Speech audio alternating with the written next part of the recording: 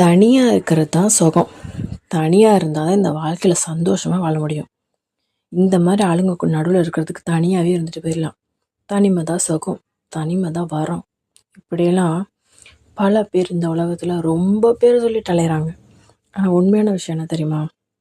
இருக்கிறதுலையே கடவுள் மிகப்பெரிய தண்டனை யாருக்கு கொடுத்துருக்காங்கன்னு பார்த்தீங்கன்னா, இந்த தனிமையில் இருக்கவங்களுக்கு தான். தனிமை தனியாக ரெண்டுமே ஏறத்தாழ ஒன்று தான். ஆனால் என்னென்னா, தனிமைங்கிறது யாராவது ஒருத்தங்க நமக்கு கொடுக்கறது. ஆனால் தனியாக இருக்கிறது கடவுள் நமக்கு கொடுத்த சாபம்.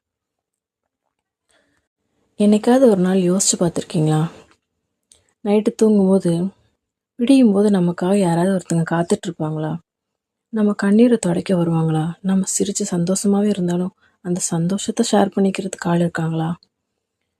ஒன்றுமே இல்லாமல் நம்ம என்ன செய்யறதுன்னு முடிச்சுட்டு இருக்க டைமில் யாராவது எனக்கு இருக்காங்களா இல்லையாங்கிற ஒரு கேள்விக்கு பதில் தேடி அந்த வாழ்க்கை எவ்வளோ நரகமாக இருக்குன்னு உங்களுக்கு தெரியுமா? அந்த வாழ்க்கையை வாழ்கிறவங்களுக்கு மட்டும்தான் அது புரியும். இப்போ உங்களை சுற்றி நிறைய பேர் இருக்காங்க, ஆனால் அவங்களாம் உங்களுக்கு டார்ச்சர், இவங்களாம் இருந்து என்ன பிரயோஜனம், இப்படி பல கேள்விகளோடு தான் அவங்க வாழ்க்கை ஓடிட்டுருக்கு. ஆனால் இவங்க யாருமே இல்லைன்னா,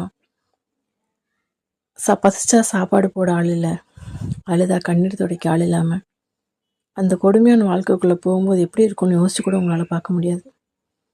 பல பேர் பிறந்ததுலேருந்தே அந்த வாழ்க்கையை தான் வாழ்ந்துட்டுருக்காங்க. முடிஞ்சால் இருக்கிறவங்கள யாராவது ஒருத்தங்க கூடயாவது அட்டாச் ஆகிக்கோங்க. அவங்க கூட சந்தோஷமாக அந்த வாழ்க்கையை வாழ்ந்துருங்க. தனியாக இருக்கிறது தான் நல்லதுன்னு யோசிச்சு இருக்கிற சந்தோஷமான வாழ்க்கையை அழிச்சிடாதீங்க.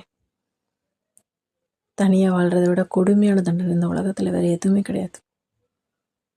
யாராவது நமக்காக இருக்க மாட்டாங்களான்னு யோசிச்சு சாவே மேல்னு யோசிக்கிற நிலைமைக்கு மனசு போயிடும். இந்த நிமிஷம் வரைக்கும் அந்த வழியை நான் அனுபவிச்சிட்ருக்கேன். அந்த வழி வேறு யாருக்குமே வரக்கூடாதுன்னு கடவுளை வேண்டிக்கிறேன். உங்கள் கூட யாராவது ஒருத்தங்க கண்டிப்பாக உங்களை கேர் பண்ணிக்கிறதுக்கோ இல்லை லவ் கொடுக்கறதுக்கோ இருப்பாங்க. அவங்கள பத்திரமா பிடிச்சிக்கோங்க. முடிஞ்சால் உங்களவே நீங்கள் அதிகமாக கொடுங்க. அவங்க இப்போ கொடுக்குறத விட அதிகமாக உங்களுக்கு ரிட்டர்ன் கொடுப்பாங்க. தயவு செஞ்சு தனிமையை விரும்பாதீங்க. அது மிகப்பெரிய தண்டனை.